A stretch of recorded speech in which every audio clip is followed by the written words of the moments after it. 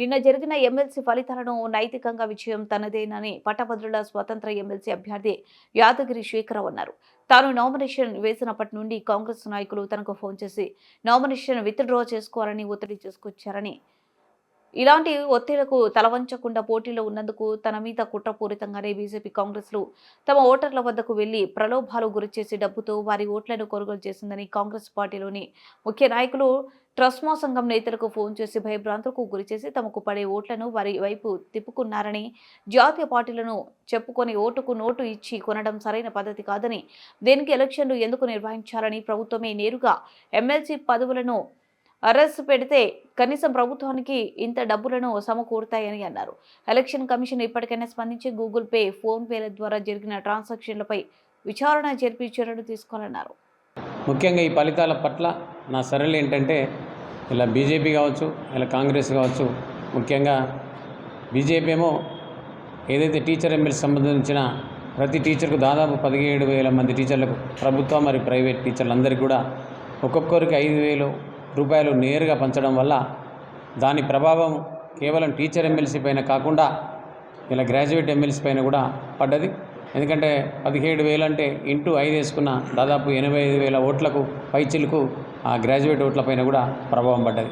అలాగే ఇలా కాంగ్రెస్ అభ్యర్థి అయినటువంటి నరేందర్ రెడ్డి గారు కూడా దాదాపు 1,50,000 పైచిలకు 1,500 నుంచి 2,000 రూపాయలు పంచడం, అలాగే ఓట్లు వేస్తున్న సందర్భంలో కూడా ఏదైతే మన బూతుల దగ్గర కూడా దాదాపు 1,500, 2,000 నేరుగా పంచడం, అంటే ఆ ఓట్ల రోజు కూడా పంచడం, ముందు రోజు కూడా పంచడం.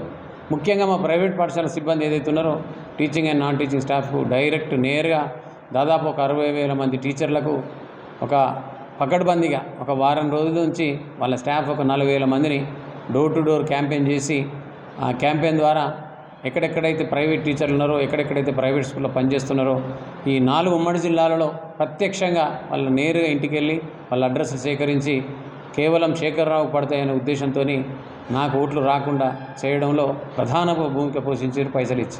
సో ఈ సందర్భంగా ఏదైతే నరేందర్ రెడ్డి గారు చేసింది ఇలా చాలా తప్పుగా భావిస్తా ఉన్నాను.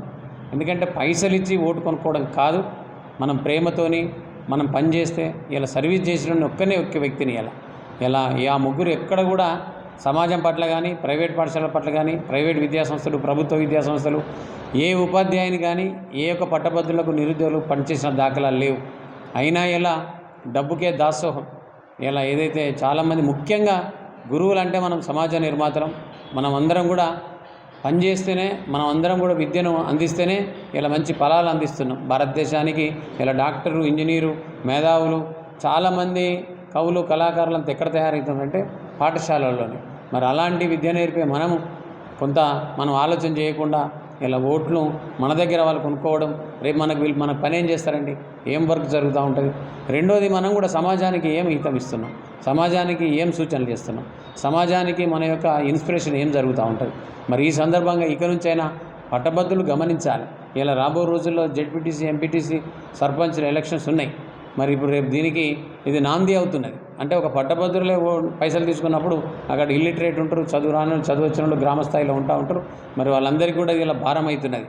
కోట్ల కొద్ది రూపాయలు ఖర్చు పెట్టి మళ్ళా కోట్లు సంపాదించుకుంటే మనం వెళ్ళినప్పుడు వాళ్ళు మనకు ఓటేయట్లేదు. కాబట్టి ఇది గెలుపు కాదంటున్నాను నేను. ఇలా అది బీజేపీ అయినా, కాంగ్రెస్ అయినా, ఎవరెవరు గెలిచినా కేవలం నినాదం ఏంటంటే డబ్బును పంచే రకరకాల ఖర్చులు పెట్టి రకరకాల అంటే ప్రలోభాలకు గురి చేసి ఇలా గెలిచారు.